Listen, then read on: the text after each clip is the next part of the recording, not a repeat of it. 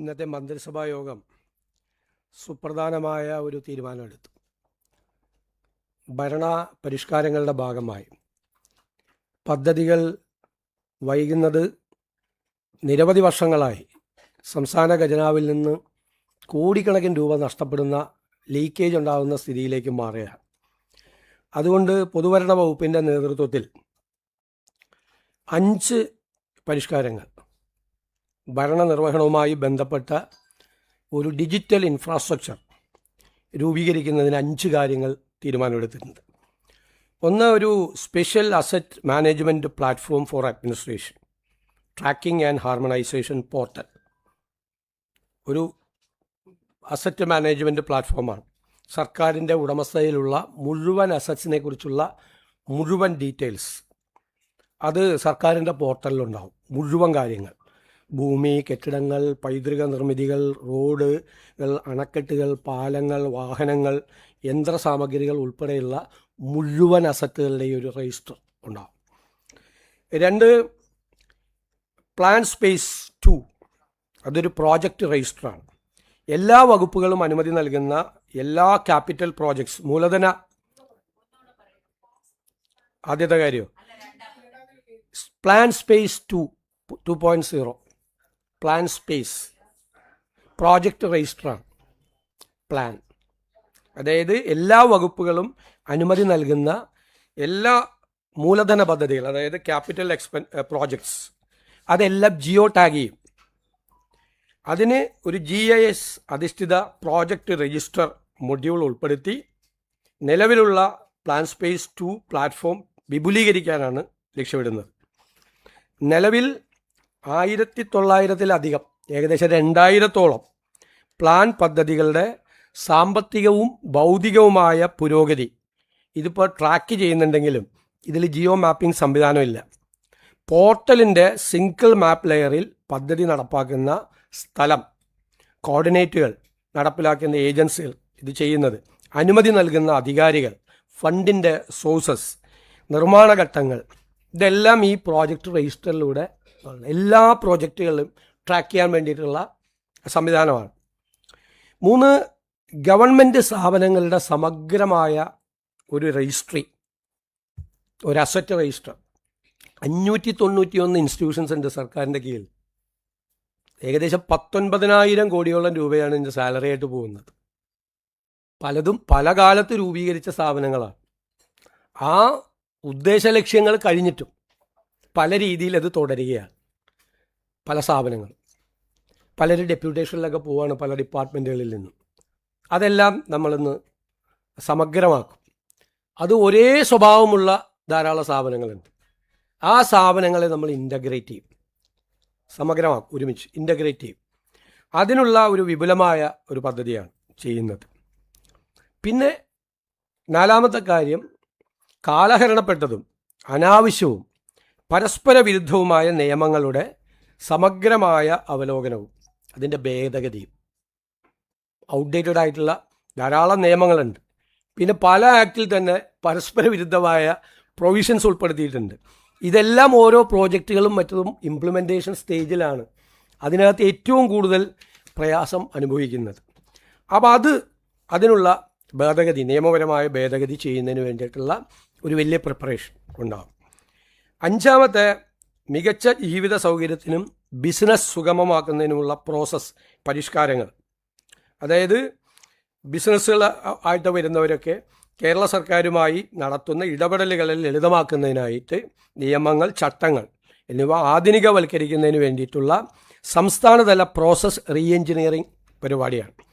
അതായത് ധനകാര്യം, നിയമം, നികുതി, വ്യവസായം, റവന്യൂ, തദ്ദേശ സ്വയംഭരണ തുടങ്ങിയ പ്രധാന വകുപ്പുകളിലെ പരമ്പരാഗതമായ രീതികൾ പലപ്പോഴും പല ഫയലുകളായി പോകുന്നതിനും അനാവശ്യമായ പേപ്പർ സമർപ്പണത്തിനും ഒന്നിലധികം പരിശോധനാ ഘട്ടങ്ങൾക്കും അനാവശ്യമായ ഓഫീസ് സന്ദർശനങ്ങൾക്കും ഇത് കാരണമാകുന്നു.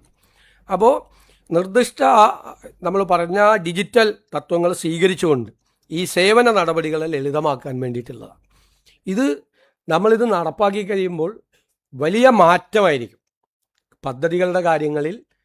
സാധാരണക്കാരനെ സംബന്ധിച്ചിടത്തോളം അവരുടെ ദൈനംദിന ജീവിതത്തിൽ അവർ സർക്കാരുകളും ഓഫീസുകളുമായിട്ടുള്ള ബന്ധത്തിൻ്റെ നടപടിക്രമങ്ങൾ ലളിതവൽക്കരിക്കുന്നതിനും ലഘൂകരിക്കുന്നതിനും വേണ്ടിയിട്ടുള്ള നടപടിയാണ് ഇത്. അതുപോലെ പൊതുഭരണ വകുപ്പിൻ്റെ ഈ മുൻഗണനാ പദ്ധതി നിർവഹണത്തിനും വകുപ്പുകൾ പ്രയോറിറ്റി പ്രോജക്റ്റുകളുടെ എക്സിക്യൂഷന് വേണ്ടിയിട്ട് വകുപ്പുകൾ തമ്മിലുള്ള ഏകോപനത്തിനായി സെക്രട്ടറിമാരുടെ ഒരു എംപവേർഡ് കമ്മിറ്റി രൂപീകരിക്കും. സെക്രട്ടറിമാരുടെ എംപവേർഡ് കമ്മിറ്റി രൂപീകരിക്കും. പിന്നെ തിരുവനന്തപുരം ജില്ലയിൽ നമ്മൾ നേരത്തെ 90 ഏക്കർ ഭൂമി ബ്രഹ്മോസ് എയ്റോസ്പേസ് നൽകിയിട്ടുണ്ട്. അത് 180 ഏക്കറാണ് അവർക്ക് കൊടുക്കേണ്ടത്. യഥാർത്ഥത്തിൽ 90 കൊടുത്തിട്ടുള്ളൂ. 90 കൂടി കൊടുത്താൽ മാത്രമാണ് DRDOയിൽ നിന്ന് അതിൻ്റെ ബാക്കിയുള്ള അംഗീകാരം കിട്ടുള്ളൂ. അപ്പോൾ ബാക്കിയുള്ള 90 ഏക്കർ കൂടി ബ്രഹ്മോസ് എയ്റോസ്പേസിന് നൽകിക്കൊണ്ട് DRDOക്കാണ് നമ്മളത് കൊടുക്കുന്നത്. ആ തീരുമാനം എടുത്തിട്ടുണ്ട്. പിന്നെ കെൽട്രോണിൻ്റെ അംഗീകൃത ഓഹരി മൂലധനം നിലവിലുള്ള 35 കോടി രൂപയിൽ നിന്നും 60 കോടി രൂപയായി ഉയർത്താൻ വേണ്ടിയിട്ട് തീരുമാനിച്ചിട്ടുണ്ട്. പിന്നെയുള്ളൊരു പ്രധാനപ്പെട്ട കാര്യം,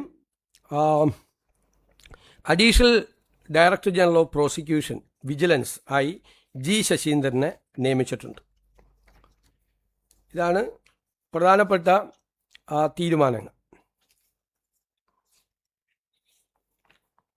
അതുപോലെ ലേബർ കോഡ് നടപ്പാക്കുന്നതുമായി ബന്ധപ്പെട്ട് മുഖ്യമന്ത്രി എല്ലാ ട്രേഡ് യൂണിയനുകളുമായി സംസാരിച്ചൊരു തീരുമാനമെടുക്കും. ഡോക്ടർ KK രാമചന്ദ്രനെ Kerala state council for science technology and എൻവയോൺമെൻറ്റിൻ്റെ എക്സിക്യൂട്ടീവ് വൈസ് പ്രസിഡൻ്റായിട്ട് നിയമിച്ചു. ഇത്ര തീരുമാനങ്ങളാണ് എടുത്തിരിക്കുന്നത്.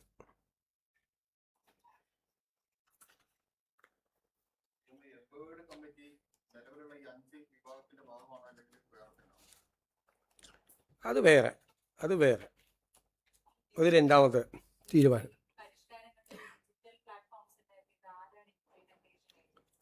അത് അറിയിക്കും പിന്നീട്.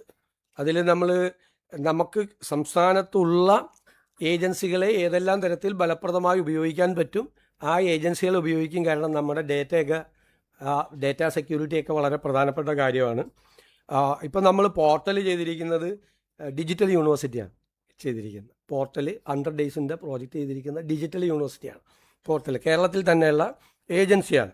പിന്നെ അവരുടെ പരിമിതിക്ക് അപ്പുറം വന്നാൽ മാത്രമാണ് മറ്റ് ഏജൻസികളെ, സംസ്ഥാനത്തുള്ള ഏജൻസികളെ തന്നെ ഫലപ്രദമായി ഉപയോഗിക്കും.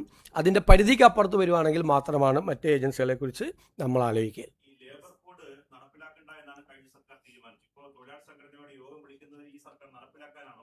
അല്ല, ഇതിൻ്റെ അകത്തുള്ളൊരു പ്രശ്നം, ഇന്ത്യയിലെ എല്ലാ സംസ്ഥാനത്തും ഇത് നടപ്പാക്കി കഴിഞ്ഞു.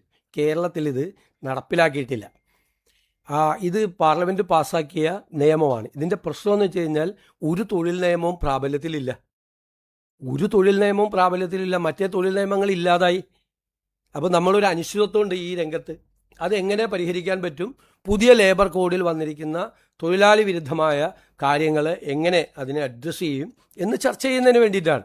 നടപ്പാക്കില്ല എന്ന് പറയാൻ എളുപ്പമാണ്, പക്ഷേ ഒരു തൊഴിൽ നിയമവും പ്രാബല്യത്തിലില്ലാത്ത സ്ഥിതി വരും. നേരത്തെ തൊഴിൽ നിയമങ്ങളെല്ലാം ഇല്ലാതായി. ഗവൺമെൻറ്റിൻ്റെ മുമ്പിലുള്ള പ്രശ്നം മനസ്സിലായല്ലോ. നേരത്തെ ഒരു തൊഴിൽ നിയമവും ഇല്ല.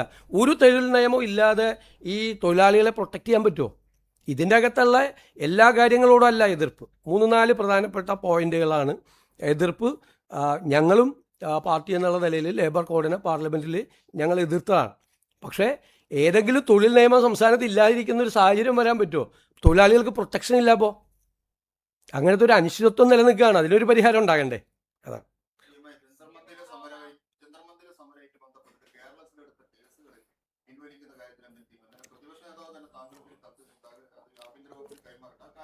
അത് ആഭ്യന്തര വകുപ്പ് പരിശോധിച്ച് വേണ്ട ഉചിതമായ നടപടികൾ സ്വീകരിക്കും.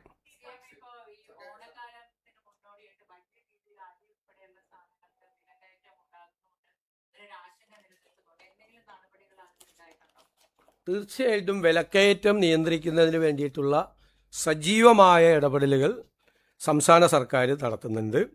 സർക്കാരിൻ്റെ 2 മാസത്തെ പ്രവർത്തന കാലയളവിൽ 448 കോടി രൂപ ഇപ്പം തന്നെ വകുപ്പിനായി അനുവദിച്ചു. വിപണി ഇടപെടലിനായി 273 കോടി രൂപയും, അതായത് സൗജന്യ കിറ്റ് ഉൾപ്പെടെ, നെല്ല് സംഭരണ ബോണസായി 154 കോടി രൂപയും, ഗതാഗത ചാർജിനത്തിൽ 20 കോടി രൂപയും കൊടുക്കും. ഓണക്കാലത്തെ മുന്നൊരുക്കങ്ങളൊക്കെ അന്തിമഘട്ടത്തിലാണ്. മഞ്ഞ കാർഡ് ഉടമകൾക്കും ക്ഷേമ സ്ഥാപനങ്ങളിലെ അന്തേവാസികൾക്കുമായി 6 ലക്ഷത്തിലധികം സൗജന്യ ഓണക്കിറ്റുകൾ വിതരണം ചെയ്യും. ഇതിനായി പണം അനുവദിച്ചിട്ടുണ്ട്. 854 രൂപ ചെലവ് വരുന്ന 16 ഇനങ്ങൾ അടങ്ങിയ കിറ്റുകളുടെ വിതരണം ഓഗസ്റ്റ് 10 മുതൽ 20 വരെ നടപ്പാക്കും. വിപണിയിലെ അരി വിലക്കയറ്റം നിയന്ത്രിക്കാൻ 1,65,932 മെട്രിക് ടൺ അരിയും 24,506 മെട്രിക് ടൺ ഗോതമ്പും ലഭ്യമാക്കും. മുൻഗണനേതര വിഭാഗത്തിലെ നീല കാർഡുകാർക്ക് 10 രൂപ 90 പൈസ നിരക്കിൽ 3 കിലോ അരിയും 8 രൂപ 70 പൈസ നിരക്കിൽ 2 കിലോ ഗോതമ്പും സ്പെഷ്യൽ ആനുകൂല്യമായി വിതരണം ചെയ്യും. പിന്നെ വിപണി ഇടപെടലിൻ്റെ ഭാഗമായി തിരുവനന്തപുരം, എറണാകുളം, കോഴിക്കോട് ജില്ലകളിൽ ഓഗസ്റ്റ് 8 മുതൽ 25 വരെ ഓണം മെഗാ ട്രേഡ് ഫെയറുകൾ ഉണ്ടാകും. മറ്റ് 11 ജില്ലകളിൽ ഓഗസ്റ്റ് 16 മുതൽ 25 വരെ ഓണം ജില്ലാ ഫെയറുകളും 126 നിയമസഭാ മണ്ഡലങ്ങളിൽ ഓണം മാർക്കറ്റുകളും സംഘടിപ്പിക്കും. അപ്പോൾ വിപണിയിലെ വിലക്കയറ്റം ഇടപെടാൻ വേണ്ടി ജാഗ്രതയോടുകൂടി സർക്കാർ പ്രവർത്തിക്കുന്നുണ്ട്.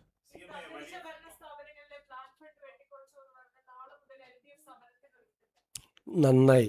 കാരണം 3 ഗഡുക്കളായിട്ടാണ് തദ്ദേശ സ്വയംഭരണ സ്ഥാപനങ്ങളുടെ ഫണ്ട് കൊടുക്കുന്നത്. ആ 3 ഗഡു കൊടുക്കാതെ ഇറങ്ങിപ്പോയ ആളുകളാണ് ഇപ്പോൾ സമരം ചെയ്യുന്നത്. ഞങ്ങൾ 1 ഗഡു കൊടുക്കുന്നതിനുള്ള നടപടികൾ പൂർത്തിയാക്കി വരികയാണ്.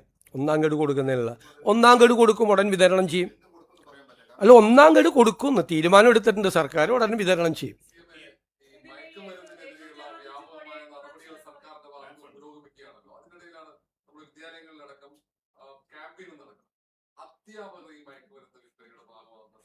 വളരെ ഗൗരവമുള്ള ഇതാണ് കിട്ടിയിരിക്കുന്നത്. 3 അധ്യാപകരെ അറസ്റ്റിലാണ്.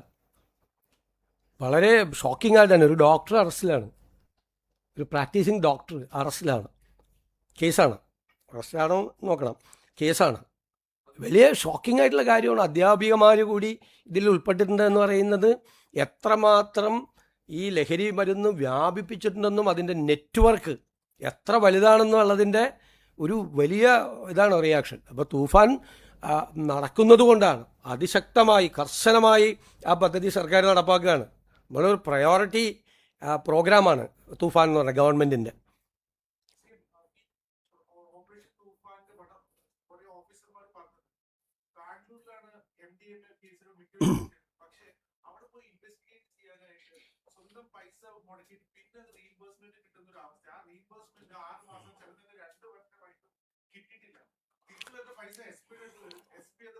അല്ല, അതൊക്കെ നടപടിക്രമങ്ങളെല്ലാം ലഘൂകരിക്കും. നടപടിക്രമങ്ങൾ അങ്ങനെ ഒരു പരാതി ശ്രദ്ധയിൽപ്പെട്ട് കഴിഞ്ഞാൽ അതൊക്കെ പരിഹരിക്കും. ഇതിന് പണവും കൊടുത്തിട്ടുണ്ട്, നമ്മൾ ആവശ്യമായ പണവും കൊടുത്തിട്ടുണ്ട്. ബജറ്റിൽ തന്നെ ബജറ്റ് പ്രസംഗത്തിൻ്റെ മറുപടിയിൽ പ്രത്യേകമായി പണം ഈ പദ്ധതിക്ക് വേണ്ടി അനുവദിച്ചിട്ടുണ്ട്.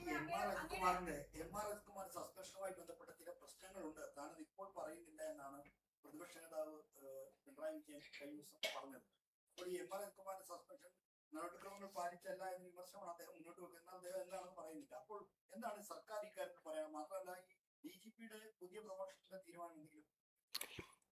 നമ്മൾ ആ കേസൊക്കെ ഒരു ധൃതിയും കൂടാതെ സമചിത്തതയോടുകൂടി ഏകാഗ്രതയോടുകൂടി കാര്യങ്ങൾ മനസ്സിലാക്കി SIT രൂപീകരിച്ച ആദ്യത്തെ മന്ത്രിസഭാ യോഗത്തിൽ ആ SITയുടെ അന്വേഷണത്തിൻ്റെ ആദ്യത്തെ റിപ്പോർട്ട് കിട്ടി. ആദ്യത്തെ റിപ്പോർട്ടിലെ കാര്യങ്ങൾ അനുസരിച്ചുകൊണ്ട് അവരെ ബന്ധപ്പെട്ട ഉദ്യോഗസ്ഥരെ സസ്പെൻഡ് ചെയ്തു. പിന്നീട് 2ാമത്തെ റിപ്പോർട്ട് കിട്ടി. ആ 2ാമത്തെ റിപ്പോർട്ട് DGP പരിശോധിച്ച് ഈ അഡീഷണൽ DGPക്ക് അദ്ദേഹത്തെ കേൾക്കാനുള്ള അവസരം കൊടുത്ത്, മനസ്സിലായില്ലേ, നടപടിക്രമങ്ങൾ പൂർത്തിയാക്കി നടപടിയെടുത്തു. ആഭ്യന്തര മന്ത്രിയെ കണ്ടു, ഞാൻ കണ്ടു, ഫയൽ കണ്ട് നടപടിയെടുത്തു. എല്ലാ നടപടിക്രമങ്ങളും പൂർത്തിയാക്കിയിട്ട് അതിൻ്റെ ഇടയിൽ കുറേ മാധ്യമങ്ങൾ അദ്ദേഹത്തെ രക്ഷപ്പെടുത്താൻ വേണ്ടി മുഖ്യമന്ത്രി ആഭ്യന്തരമന്ത്രിയും കൂടി ശ്രമിക്കുന്നു എന്നൊക്കെ ഒരുപാട് വാർത്ത കൊടുത്തു. 2 മാസമാണ് ഗവൺമെൻറ് വന്നതിന് ശേഷം ആദ്യത്തെ മന്ത്രിസഭാ യോഗത്തിലെടുത്ത തീരുമാനം 2 മാസം തികഞ്ഞപ്പോഴേക്കും അത് നടപ്പാക്കി. ഇപ്പം മാധ്യമങ്ങൾ പലതരത്തിലുള്ള വാർത്തകൾ കൊടുത്തു. മാധ്യമങ്ങളെ വാർത്ത അനുസരിച്ച് ഒരാളെ പിറ്റേ ദിവസം രാവിലെ സസ്പെൻഡ് ചെയ്യാൻ പറ്റുമോ? അതുകൊണ്ടാണ് CATയിൽ ക്യാറ്റിൽ സെൻട്രൽ അഡ്മിനിസ്ട്രേറ്റീവ് ട്രൈബ്യൂണലിൽ പോയിട്ടൊരു സ്റ്റേ പോലും കിട്ടാതിരുന്നത്. എന്തുകൊണ്ടാണ്? നടപടിക്രമങ്ങൾ പൂർത്തിയാക്കി ഭംഗിയായിട്ടാണ്, ചിട്ടയായിട്ടാണ് അത് ചെയ്തത്. ഞാൻ നിങ്ങളോടന്ന് പറഞ്ഞല്ലോ, നിങ്ങളിങ്ങനെ ധൃതി കൂട്ടല്ലേ. ഗവൺമെൻറ്റിൻ്റേതായ നടപടിക്രമങ്ങളുണ്ട്, ഒരു പ്രൊസീജിയർ ഫോർമാലിറ്റീസ് ഉണ്ട്. ഒരു ഉദ്യോഗസ്ഥനെതിരായി നടപടിയെടുക്കാൻ നമുക്ക് നടപടിയെടുക്കാൻ പറ്റുമോ? റിപ്പോർട്ട് കിട്ടാതെ, നമ്മുടെ കയ്യിൽ റിപ്പോർട്ട് കിട്ടാതെ. ആദ്യത്തെ റിപ്പോർട്ട് കിട്ടിയപ്പോൾ ആദ്യത്തെ ഉദ്യോഗസ്ഥന്മാർക്കെതിരായി നടപടിയെടുത്തു. രണ്ടാമത്തെ റിപ്പോർട്ട് വന്നപ്പോഴാണ് ഇദ്ദേഹത്തിൻ്റെ ഇൻവോൾവ്മെൻറ്റ് എന്താണെന്ന് 1, 2, 3, 4 ആയിട്ട് നമ്മുടെ മുമ്പിൽ വന്നത്. അതിൻ്റെ പുറത്തല്ലേ നമുക്ക് നടപടിയെടുക്കാൻ പറ്റുള്ളൂ. മാധ്യമങ്ങളിൽ വാർത്ത വന്നുകൊണ്ട് പിറ്റേ ദിവസം കയറി ഗവൺമെൻറ് നടപടിയെടുത്താൽ ഗവൺമെൻറ് കോടതിയിൽ കേസ് വരുമ്പോൾ എന്തു പറയും? എപ്പോഴും പ്രൊസീജിയർ ഫോർമാലിറ്റീസ് EPN ജോലി ഗവൺമെൻറ്റിൻ്റെയാണ്. ഗവൺമെൻറ് അത് ചെയ്തതിന് എത്രമാത്രം വിമർശനങ്ങളാണ്. ഒരാഴ്ചയെ 10 ദിവസം വൈകി എന്ന് പറഞ്ഞുകൊണ്ട് എന്തെല്ലാം കാര്യങ്ങളാണ് വന്നത്. നിങ്ങൾ ആലോചിച്ചാൽ മതി. ഞാൻ മാധ്യമങ്ങളെയൊന്നും വിമർശിക്കുന്നില്ല. ഞാൻ വെയിറ്റ് ബഹളം ഉണ്ടാക്കല്ലേ. ഞാൻ മാധ്യമങ്ങളെയൊന്നും വിമർശിക്കുന്നില്ല, ഒരു മാധ്യമങ്ങളെയും വിമർശിക്കുന്നില്ല. പക്ഷെ നിങ്ങളൊരു ആത്മപരിശോധന നടത്തണം. ഈ കാര്യത്തിൽ നിങ്ങൾ കുറേ ദിവസം 10 ദിവസക്കാലം കൊടുത്ത വാർത്ത ശരിയായിരുന്നോ, അതായിരുന്നോ ശരി, സർക്കാർ ചെയ്തതായിരുന്നോ ശരിയെന്ന് നിങ്ങളൊരു പരിശോധന നിങ്ങളുടെ എഡിറ്റോറിയൽ റൂമിലെങ്കിലും നടത്തിയാൽ നന്നായിരുന്നു. എൻ്റെ ഒരു റിക്വസ്റ്റാണേ.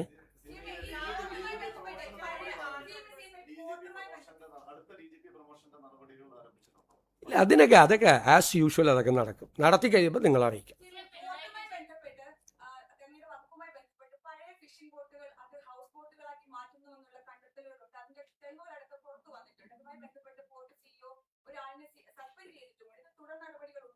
തീർച്ചയായിട്ടും നടപടി എടുത്തല്ലോ, ബാക്കി പരിശോധിക്കും. അത് നേരത്തെ ചെയ്തു തുടങ്ങിയ കാര്യമാണ്. ഈ ഗവൺമെൻറ് വന്നതിന് ശേഷം ചെയ്ത കാര്യമല്ല, നേരത്തെ ചെയ്ത കാര്യമാണ്.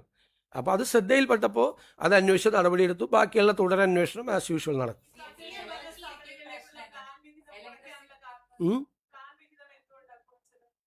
പ്ലാൻ വിഹിതമൊന്നും കുറച്ചിട്ടില്ല, അതൊക്കെ തെറ്റായ കാര്യം. പ്ലാൻ ആദ്യത്തെ ഗഡു കൊടുക്കാൻ പോവല്ലേ. പ്ലാൻ വിഹിതം കുറച്ചതിൻ്റെ കാര്യം അസംബ്ലിയിൽ എത്ര പ്രാവശ്യം പറഞ്ഞാണ്. 35,000 കോടി രൂപയുടെ പ്ലാൻ ഉണ്ടാക്കി വെച്ചിട്ട് അതിൽ 20,000 കോടി ഇല്ല.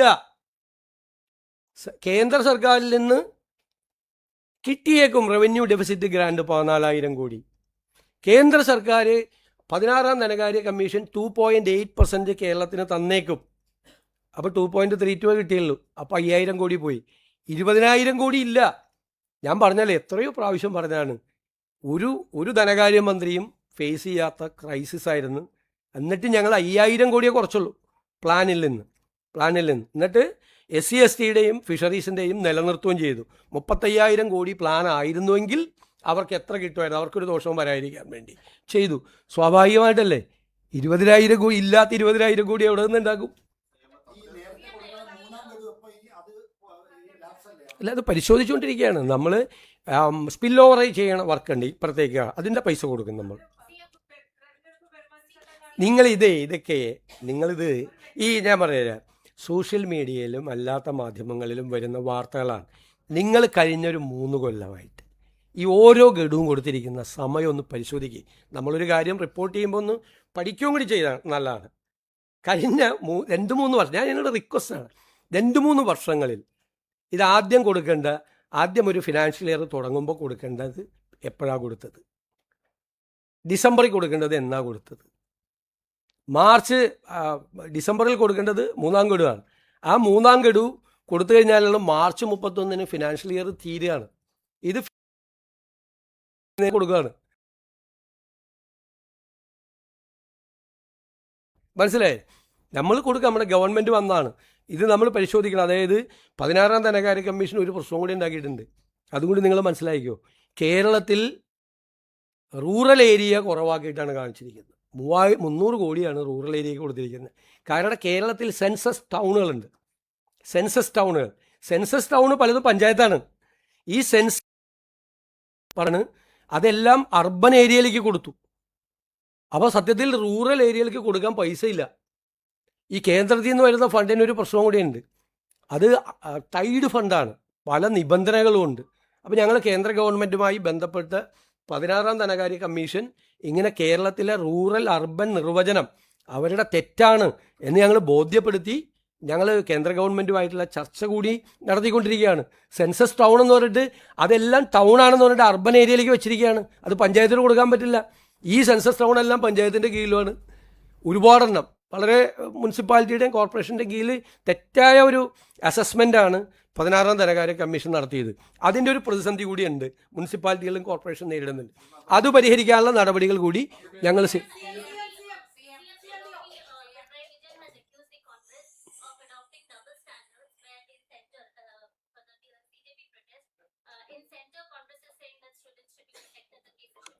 I have already explained.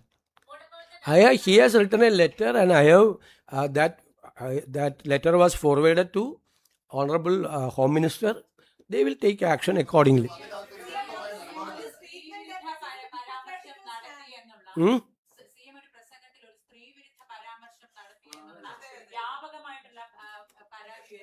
Hmm.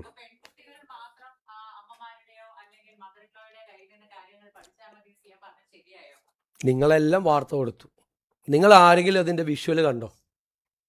Visual കണ്ടിട്ടാണോ നിങ്ങൾ വാർത്ത കൊടുക്കുന്നത്? പലരും പ്രതികരിക്കും. കാരണം പലരുടെ ആളുകളായിട്ട് പ്രവർത്തിക്കുന്നവരാണ്. പലരും പ്രതികരിക്കും. അതായത് പൊളിറ്റിക്കൽ കറക്റ്റ്നെസ്സിനെ കുറിച്ച് സ്ത്രീവിരുദ്ധ പരാമർശം നടത്തിയെന്ന്. ഇനി നിങ്ങൾ കേട്ടിട്ടില്ലെങ്കിൽ ഞാൻ ആ പ്രസംഗത്തിൻ്റെ ഭാഗം വായിക്കാം. ഞാൻ ചില അമ്മമാരോട് പരാതി പറയും. എൻ്റെ പ്രസംഗത്തിലാണ്. ചില അമ്മമാർക്ക് അവരുടെ പ്രത്യേകമായ ഡിഷ് ഉണ്ടാവും. അവർ പ്രത്യേകമായ ഭക്ഷണം അവർക്ക് മാത്രം ഉണ്ടാക്കാൻ പറ്റുന്നതാണ്. അറിയാമല്ലോ, നിങ്ങളുടെയൊക്കെ അമ്മമാർ പ്രത്യേകമായിട്ടുള്ള ഉണ്ടാക്കി. എൻ്റെ അമ്മ എനിക്ക് ഉണ്ടാക്കി തന്നിട്ടുണ്ട്. അമ്മ മരിച്ചിട്ട് 27 വർഷമായിട്ടും എൻ്റെ നാവിൽ എൻ്റെ അമ്മ എനിക്ക് ഉണ്ടാക്കി തന്ന ടേസ്റ്റ് എൻ്റെ നാവിലുണ്ട്. ഞാൻ അത് വെച്ചുകൊണ്ടാണ് പറഞ്ഞത്. പക്ഷേ അവരുടെ മക്കൾക്ക് അത് പകർന്നു കൊടുക്കുന്നില്ല. ആ മക്കളെ കൊണ്ട് കൂടിയോ അല്ലെങ്കിൽ മകൻ്റെ ഭാര്യയായി വരുന്ന ഒരാൾക്കെങ്കിലും ആ ഭക്ഷണത്തിൻ്റെ പ്രത്യേകത പകർന്നു കൊടുക്കാൻ കഴിയണം. അവരുടെ മക്കൾക്ക് അത് പകർന്നു കൊടുക്കണം. മക്കളെന്ന് പറഞ്ഞാൽ പെൺമക്കൾ മാത്രമായിട്ട് എവിടെ അടയാളപ്പെടുത്തിയേക്കണം? അല്ലല്ലല്ല, കേട്ടോ, നിങ്ങൾ ആദ്യത്തെ സെൻറ്റൻസ് കേൾക്ക്. അവരുടെ മക്കൾക്ക് അത് പകർന്നു കൊടുക്കുന്നില്ല എന്നാണ് പറഞ്ഞത്. ആദ്യത്തെ സെൻറ്റൻസ് അവരുടെ മക്കൾക്ക്. മക്കളെന്ന് പറഞ്ഞാൽ പെൺമക്കൾ മാത്രമാണോ? അല്ലല്ല, മക്കൾക്ക് പകർന്നു കൊടുക്കുന്നില്ല എന്നാണ് പറഞ്ഞത്. അതും കൊടുക്കണം. വീട്ടിലേക്ക് പുതിയതായിട്ട് വരുന്ന ആളാണ് മകൻ്റെ ഭാര്യ, അവർക്കും കൊടുക്കണം എന്ന് പറഞ്ഞതിൽ എന്ത് സ്ത്രീവിരുദ്ധതയാണ്? അല്ലല്ല, അതെന്താ? മക്കൾക്കെന്ന് പറഞ്ഞാൽ തെറ്റാണോ? അതിഥി പുതിയതായിട്ട് വരുന്നതല്ലേ? ഞാൻ പറഞ്ഞിട്ട് അത് കൊടുക്കണമെന്നാണ്, മക്കൾക്ക് കൊടുക്കണമെന്ന് പറഞ്ഞാൽ അതെല്ലാം പെട്ടില്ലേ? നിങ്ങൾ മൈക്രോസ്കോപ്പ് അല്ലല്ല, കുറച്ച് ആളുകൾ മൈക്രോസ്കോപ്പിക് ലെൻസുമായിട്ട് വെച്ചിട്ട് എന്തെങ്കിലും ഉണ്ടാകുന്ന നോക്കണം. മക്കൾക്കത് പകർന്നു കൊടുക്കണം. ഞാനതിൽ ഉറച്ചു നിൽക്കുന്നു. മക്കൾക്കത് പകർന്നു കൊടുക്കണം എന്നാണ്. ഇങ്ങനെയുള്ള കാര്യങ്ങൾ സംസാരിക്കുമ്പോൾ അതിൽ നിന്ന് ഈ കൗശലത്തോടുകൂടി ഈ എന്ത് സ്ത്രീവിരുദ്ധ പരാമർശമാണുള്ളത്? ഒരമ്മ മക്കൾക്ക് അവരുടെ കാര്യം പകർന്നു കൊടുക്കണമെന്ന് പറയില്ല. നിങ്ങൾ ഇത്രയും താഴോട്ട് പോകരുത്. എടാ, നിങ്ങൾക്ക് എന്നെ വിമർശിക്കാനുണ്ടെങ്കിൽ വേറെ എന്തെല്ലാം കാര്യങ്ങളുണ്ട്. ഇല്ലാത്തൊരു കാര്യം ഊതി വീർപ്പിച്ച് ഞാൻ പറയാം, നിങ്ങളുടെയൊക്കെ ക്രെഡിബിലിറ്റി പോകും. അല്ലല്ല, വെയിറ്റ് എൻ്റെ ക്രെഡിബിലിറ്റി ഒന്നും പോവില്ല. എൻ്റെ വിശ്വാസ്യതയും എനിക്ക് ഈ നിലപാട്. എന്നിട്ട് പറയാണ്, ഞാൻ സ്ത്രീകളെ KSRTC ബസ്സിൽ കയറ്റി 16-ാം നൂറ്റാണ്ടിൽ കൊണ്ട് സ്ത്രീകളെ KSRTC ബസ്സിൽ സൗജന്യം കൊടുത്താണ് കുഴപ്പം. അതെനിക്ക് മനസ്സിലായി. ഞാൻ ഐ ഹാവ് ഓൾറെഡി ആൻസേർഡ്. ഇനി വേറെ എനി മോർ ക്വസ്റ്റ്യൻ? ഇല്ല, ഇത് അനുവദിക്കാൻ പറ്റില്ല. അല്ലല്ല, ഞാൻ വന്നിരുന്ന് ഇങ്ങനെ സംസാരിക്കുമ്പോൾ നിങ്ങളെല്ലാവരും കൂടി ബഹളം ഉണ്ടാക്കുന്നത് ശരിയല്ല. നിങ്ങൾക്കൊരു ഡിഗ്നിറ്റി ഉണ്ട്. ഇവിടെ ഇരുന്ന് സംസാരിക്കുന്നത് ഞാനൊരു പൊസിഷനിൽ നിന്ന് സംസാരിക്കുക. നിങ്ങൾ പത്രസമ്മേളനം ഇങ്ങനെ വെറുതെ ബഹളം ഉണ്ടാക്കി. ഞാൻ ഇതുപോലെ ഒരു മുഖ്യമന്ത്രി ഇരുന്ന് തന്നിട്ടില്ല ഇതുപോലെ നിങ്ങളുടെ ഓരോ ചോദ്യത്തിനും മറുപടി പറയാൻ. പക്ഷേ നിങ്ങൾ ആ മര്യാദ നിങ്ങൾ കൂടി കാണി. നിങ്ങൾ എന്ത് ബഹളം ഉണ്ടാക്കുന്നത്? അപ്പം തന്നെ നടപടിയെടുത്തല്ലോ. എനിക്കാണ് കത്തയച്ചത്. അപ്പം തന്നെ ഇമ്മീഡിയറ്റ് ആയിട്ട് തെറ്റായ ഒരു കാര്യമാണ് അവർക്കെതിരെ പ്രചരിപ്പിച്ചത്. അപ്പം തന്നെ നടപടിയെടുക്കാൻ തീരുമാനിച്ചു.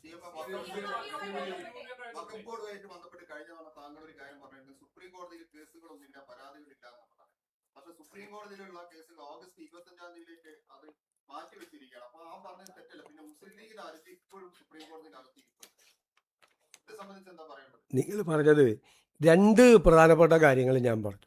ഒന്ന്, എന്താ പ്രചരിപ്പിച്ചത് പ്രതിപക്ഷ നേതാവ്? ഈ അമുസ്ലിം അംഗങ്ങളെ നിയമിക്കാൻ വേണ്ടി സർക്കാർ ഹൈക്കോടതിയിൽ പറഞ്ഞു. സർക്കാർ എന്താ ഹൈക്കോടതിയിൽ പറഞ്ഞത്?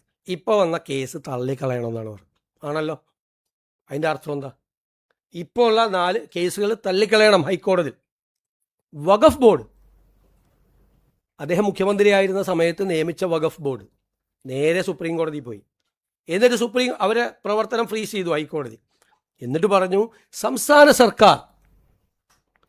സർക്കാർ കേസ് തള്ളിക്കളയണമെന്ന് ആവശ്യപ്പെട്ടിട്ടും ഹൈക്കോടതി അത് തള്ളിക്കളയാതെ അവരുടെ പ്രവർത്തനം മന്ദീഭവിപ്പിച്ചു എന്ന പ്ലീസ് നോ പറഞ്ഞു, കൃത്യമായിട്ട് പറഞ്ഞു. അപ്പോൾ സംസ്ഥാന സർക്കാർ ഈ കേസ് തള്ളിക്കളയണം എന്ന് ഹൈക്കോടതിയിൽ പറഞ്ഞു വന്ന പിന്നെ എന്താ അതിൻ്റെ അകത്ത് വിവാദം? രണ്ടാമത്തെ കാര്യം ഈ വഖഫ് ബോർഡ് LDF സർക്കാർ വെച്ച വഖഫ് ബോർഡ് അവിടെ പറഞ്ഞെന്താണെന്നറിയോ? ഞങ്ങൾ ചെയ്തോളാം, ഈ 2 പേരെ കൂടി വെച്ചുകൊണ്ട്, അമുസ്ലിങ്ങളായ ആളുകളെ കൂടി വെച്ചുകൊണ്ട് ഞങ്ങളിത് പുനഃസംഘടിപ്പിച്ചു കൊള്ളാം. മൂന്നാമത് പറഞ്ഞൊരു കാര്യം അറിയാമോ? ഇത് പുതിയ സർക്കാർ അത് ചെയ്യാത്തത്, അത് പുതിയ സർക്കാർ വന്നതുകൊണ്ടാണ് അത് ചെയ്യാത്തത്, ഈ 2 അമുസ്ലിങ്ങളെ വെക്കാത്തത് എന്നാണ് വഖഫ് ബോർഡ് പറഞ്ഞത്. അതിൻ്റെ കംപ്ലീറ്റ് ഡീറ്റെയിൽസ് ഉണ്ട്. ഇനി ഇത് കൂടി കേട്ടോ. കഴിഞ്ഞ വഖഫ് ബോർഡിൻ്റെ കാലാവധി കഴിഞ്ഞതെന്നാ 14/12/2024 ഡിസംബർ 24 കഴിഞ്ഞു. സാധാരണഗതിയിൽ കാലാവധി കഴിയും മുമ്പ് തന്നെ ആ പുനഃസംഘടനാ നടപടി തുടങ്ങും. 4 മാസത്തിനകം ബോർഡ് വരുമെന്ന് 29/11/24 സർക്കാർ ഹൈക്കോടതിയെ അറിയിച്ചിരുന്നു. 24 വർഷത്തിൽ പുതിയ ബോർഡ് അന്ന് രൂപീകരിച്ചിരുന്നെങ്കിൽ അതിൻ്റെ കാലാവധി കഴിയും വരെ അത് നിലനിൽക്കുമായിരുന്നു. സർക്കാർ ചെയ്തതെന്താ? ഈ പുതിയ ഭേദഗതി, വഖഫിലെ ഭേദഗതി വരുന്നത് വരെ കാത്തിരുന്നു. ഭേദഗതി വന്നത് 8/4/2025 4 മാസം. അത് കഴിഞ്ഞിട്ട് പുതിയ ബോർഡിന് രൂപം നൽകിയത് 4/2/26 അപ്പോൾ 14/12/24 കാലാവധി കഴിഞ്ഞിട്ട് പുനഃസംഘടിപ്പിക്കാതെ 4/2/26 പുനഃസംഘടിപ്പിച്ചപ്പോഴാണ് ഈ ഭേദഗതിയുടെ പ്രശ്നം വന്നത്. മനസ്സിലായ? എല്ലാ അംഗങ്ങളെയും നോമിനേറ്റ് ചെയ്യാൻ അവസരം ലഭിക്കാനായിട്ടാണ് പുതിയ ബോർഡ് രൂപീകരണം വൈകിപ്പിച്ചത്. മനസ്സിലായില്ലേ? അത് പ്രതിപക്ഷ അംഗങ്ങൾ പഴയ രീതിയിൽ ബോർഡ് രൂപീകരിച്ചാൽ പ്രതിപക്ഷ അംഗങ്ങൾ ഉണ്ടാകുക എന്നുള്ളതാണ് സർക്കാർ ആ തീരുമാനം വൈകിപ്പിച്ചത്. ആ തീരുമാനമാണ് ഇതിൻ്റെ മുഴുവൻ കാര്യം.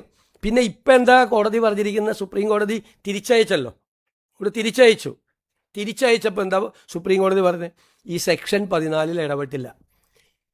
അതായത് മിനിമം അംഗങ്ങൾ, അമുസ്ലിം അംഗങ്ങൾ 2 എന്ന് പറഞ്ഞിട്ടുണ്ടായിരുന്നു ഈ നിയമത്തിൽ. അതായത് 7 വരെ ആവാം. 7 വരെ ആയ വഖഫിലെ ഭൂരിപക്ഷം അമുസ്ലിങ്ങൾക്കാവും വഖഫ് ബോർഡിൽ. അപ്പോൾ സുപ്രീം കോടതി പറഞ്ഞു മിനിമം എന്നുള്ളത് 3 ഈ 14 ഇടപെട്ടില്ല. ഇത് മാത്രം വെച്ചു 3 പേര് മാക്സിമം എന്നുള്ളത് 3 മാക്സിമം 7 വരെ പോകാമായിരുന്നത് 3 മാക്സിമം 3 പോകാൻ പറ്റുള്ളൂ, മിനിമം 2 ആക്കി. അതിൻ്റെ അർത്ഥം എന്താ? അത് ചെയ്യണമെന്ന് കോടതിയുടെ വിധി വരട്ടെ. ഇതാണ് വഖഫ് ബോർഡ് എടുത്ത സ്റ്റാൻഡ്.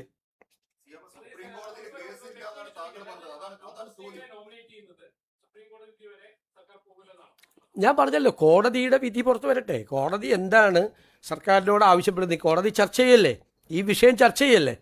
കോടതിയുടെ വിധി വരട്ടെ, നമുക്കെന്താ ധൃതി? നിങ്ങളെ ഡേറ്റ് നോക്കിക്കോ. ഇതിനായിരിക്കില്ല വൈകിപ്പിച്ചത്. അന്ന് അത് രൂപീകരിച്ചിരുന്നെങ്കിൽ പ്രതിപക്ഷാംഗങ്ങളെ കൂടി വരുമായിരുന്നു ഇതിൻ്റെ അകത്ത് ബോർഡിൽ. അത് വരാതിരിക്കാൻ വേണ്ടി മനഃപൂർവ്വം ഡിലേ ചെയ്താണ്. അവിടുത്തെ ഓർഡർ വരുന്നതിന് മുമ്പ് അവരത് കോൺസ്റ്റിറ്റ്യൂട്ട് ചെയ്തിരുന്നുവെങ്കിൽ ഇപ്പം അത് തുടരുമായിരുന്നു, അതിൻ്റെ കാലാവധി വരെ തുടരുമായിരുന്നു. കാലാവധി കഴിഞ്ഞിട്ട് മതിയായിരുന്നു ഈ പുതിയ നിയമം. അപ്പോൾ ആ പുതിയ നിയമത്തിൻ്റെ കാര്യത്തിൽ തീരുമാനം വന്നേനെ, എന്തെങ്കിലും തീരുമാനം.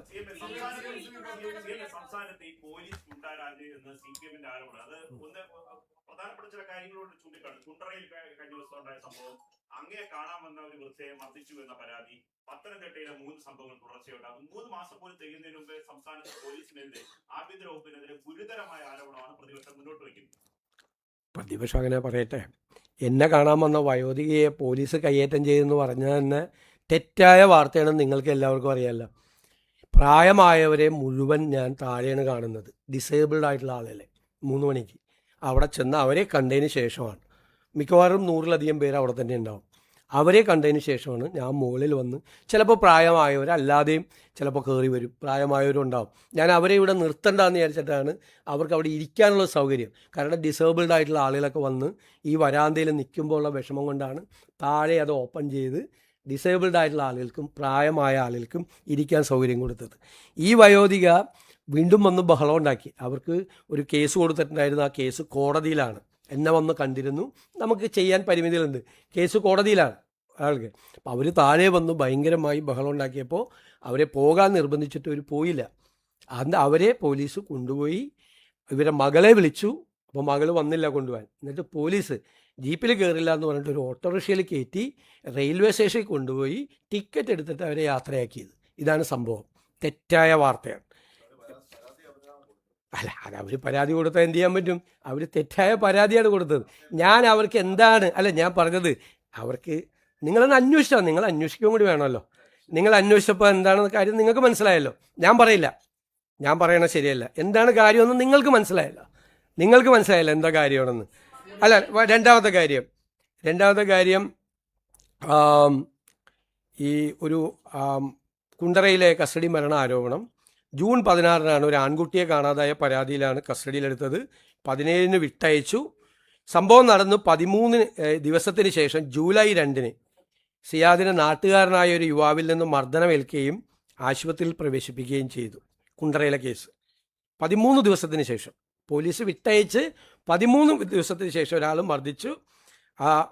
ജൂലൈ 25 അതായത് ആളെ വിട്ടയച്ചത് 17-ാം തീയതിയാണ്, ജൂൺ 17-ാം തീയതി.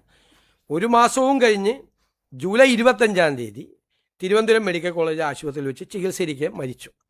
പോസ്റ്റ്മോർട്ടം മെഡിക്കൽ റിപ്പോർട്ട് സിയാദിൻ്റെ മരണം ഹെപ്പറ്റൈറ്റിസ് രോഗബാധ മൂലമാണെന്ന് പോസ്റ്റ്മോർട്ടം റിപ്പോർട്ടിൽ പറഞ്ഞിട്ടുണ്ട്. സംഭവത്തിൽ ആഭ്യന്തര മന്ത്രാലയം DGPയോട് റിപ്പോർട്ട് തേടിയിട്ടുണ്ട്. പിതാവിൻ്റെ സഹോദരൻ നൽകിയ മൊഴിയുടെയും ജൂലൈ 2 സംഭവങ്ങളുടെയും അടിസ്ഥാനത്തിൽ ജില്ലാ ക്രൈംബ്രാഞ്ച് വിശദമായ അന്വേഷണം നടത്തും. റിപ്പോർട്ട് വന്ന ശേഷം തുടർ നടപടികൾ സ്വീകരിക്കും.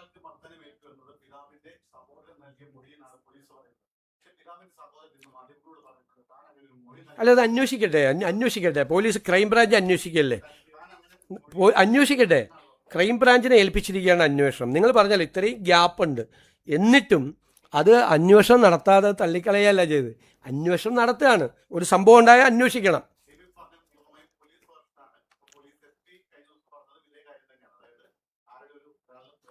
അല്ല, ഇത് പറഞ്ഞാണ് എൻ്റെ ബാക്ക്ഗ്രൗണ്ട് പറഞ്ഞിട്ടും ഗവൺമെൻറ് എന്താ തീരുമാനം എടുത്തേക്കണത്?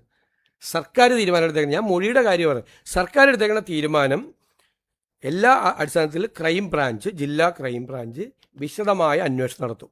ആ റിപ്പോർട്ട് വന്നാൽ ആ റിപ്പോർട്ടിൻ്റെ അടിസ്ഥാനത്തിൽ സർക്കാർ തീരുമാനമെടുക്കും.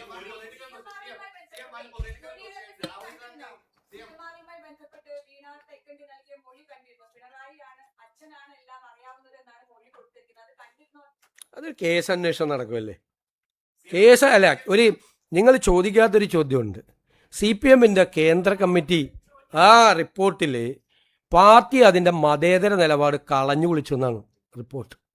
അപ്പം ഞങ്ങളുടെ ആരോപണം, പ്രതിപക്ഷം അന്നായിരുന്നപ്പോൾ ഞങ്ങൾ അന്നത്തെ സർക്കാരിനെതിരായിട്ടുള്ള ഞങ്ങളുടെ ആരോപണം CPM കേന്ദ്ര കമ്മിറ്റി അടിവരയിട്ട് ശരിവെച്ചിരിക്കുന്നു. എന്താ ചെയ്തത്? ഞാൻ വിമർശിച്ചാണ്. UP മുഖ്യമന്ത്രി യോഗി ആദിത്യനാഥിൻ്റെ കത്ത് ആഗോള അയ്യപ്പ സംഗമത്തിന് വായിക്കുകയാണ്. ആരെ സന്തോഷിപ്പിക്കാൻ വേണ്ടി ചെയ്തത്? എന്ത് പ്രസക്തിയാണ് UP മുഖ്യമന്ത്രിയുടെ കത്ത് ആഗോള അയ്യപ്പ സംഗമത്തിന് ശബരിമലയിൽ വായിക്കേണ്ടത്? എന്താ റെലവൻസ്? ഈ തമിഴ്നാട്ടിലും കർണാടകത്തിലും തെലങ്കാനയിൽ നിന്നൊക്കെയല്ലേ ഇവിടെ ആളുകൾ വരുന്നത്. UP മുഖ്യമന്ത്രി ആദിത്യനാഥിൻ്റെ കത്ത് വായിച്ച് ആരെ സന്തോഷിപ്പിക്കാൻ വേണ്ടിയാണ്? പക്ഷെ പിണറായി വിജയൻ മറുപടി പറയണം. കേന്ദ്ര കമ്മിറ്റി പറഞ്ഞിരിക്കുകയാണ് മതേതര നിലപാട് കളഞ്ഞു വിളിച്ചു. CPMന് തിരിച്ചറിവുണ്ടാവും, വർഷങ്ങൾ ഇനിയും ഒരുപാട് കാര്യങ്ങൾ, മനസ്സിലായില്ലേ? അതുപോലെ സഹകരണ ബാങ്ക് കൊള്ള, പെൻഷൻ കുടിശ്ശിക, നികുതി വർധന, കർഷക തൊഴിലാളി പെൻഷൻ കുടിശ്ശിക തുടങ്ങിയ നിരവധി വിഷയങ്ങൾ ഭരണവിരുദ്ധ വികാരമുണ്ടാക്കാൻ ഇടയായി എന്നാണ് കേന്ദ്ര കമ്മിറ്റിയുടെ റിപ്പോർട്ട്. മനസ്സിലായ? ഭരണവിരുദ്ധ വികാരം ഇല്ലായിരുന്നു എന്ന ഇവരുടെ എല്ലാം നിലപാട് കേന്ദ്ര കമ്മിറ്റി പൂർണ്ണമായി തള്ളിക്കളഞ്ഞു.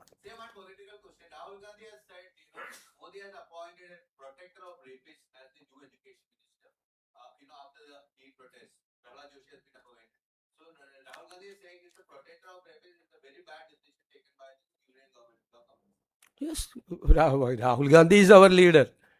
We are supporting the statements made by Rahul ji. PM ശ്രീയെ സംബന്ധിച്ച് കഴിഞ്ഞതിന്റെ മുൻപിലത്തെ ക്യാബിനറ്റിൽ തന്നെ വരുമെന്ന് പറഞ്ഞു. കഴിഞ്ഞ ക്യാബിനറ്റ് കഴിഞ്ഞ് വന്നില്ല. ഇപ്പൊ ഇന്നത്തെ ക്യാബിനറ്റ് വന്നിട്ടുണ്ട്. എന്താണ് അല്ല, ആരാണ് പറഞ്ഞത് കഴിഞ്ഞ ക്യാബിനറ്റിൽ വരുമെന്ന്? ഇല്ല, നിങ്ങൾ വാർത്ത കൊടുക്കുകയാണ്. അത് വരുമെന്ന് ക്യാബിനറ്റിൽ ആ റിപ്പോർട്ട് വരുമ്പോൾ ക്യാബിനറ്റ് പരിശോധിക്കും. വരുമ്പോൾ പരിശോധിക്കും.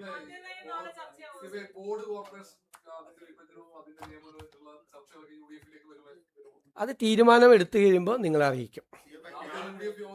അതൊക്കെ നാളത്തെ UDF യോഗത്തിലെ ചർച്ച. ഞാൻ ഇന്ന് വന്ന് പത്രസമ്മേളനത്തിൽ എന്നോട് ചോദിക്കുന്നതിൻ്റെ ഔചിത്യം എന്താണ്? നാളത്തെ UDF ചർച്ച ചെയ്യാൻ പോകുന്ന കാര്യം ഞാൻ ഇന്ന് വന്ന് പത്രസമ്മേളനത്തിൽ നാളെ എന്തൊക്കെയാണ് ചർച്ച ചെയ്യാൻ പോകുന്നതെന്ന് ചോദിക്കുന്ന ചോദ്യത്തിന് എന്താണ് അതിൻ്റെ ഒരു, ഞാനിവിടെ ഇരിക്കുന്നതുകൊണ്ടാണ്. എന്തും ചോദിക്കാം എന്നുള്ളതുകൊണ്ടാണ്. വിദ്യാർത്ഥികൾക്കെതിരെ എടുത്ത കേസുകൾ പിൻവലിക്കണമെന്ന് പശ്ചിമബംഗാൾ മുഖ്യമന്ത്രിമാർ പറയുന്നത് താങ്കൾക്ക് എന്തുകൊണ്ട് അങ്ങനെയൊന്നും പറഞ്ഞുകൂടാ? ആ കേസുകൾ പിൻവലിക്കണം, അതാണ് സർക്കാരിന്റെ നിലപാട്, നയം എന്ന് പറഞ്ഞുകൂടാ? ഇത് പ്രതിപക്ഷ നേതാവ് ഒരു ചോദ്യം 3 പ്രാവശ്യം ചോദിക്കണ്ട. കത്ത് അതുപോലെ താങ്കൾ ആഭ്യന്തര വകുപ്പിന് കൈമാറുക മാത്രം ചെയ്തു. ഇക്കാര്യത്തിൽ നിലപാട്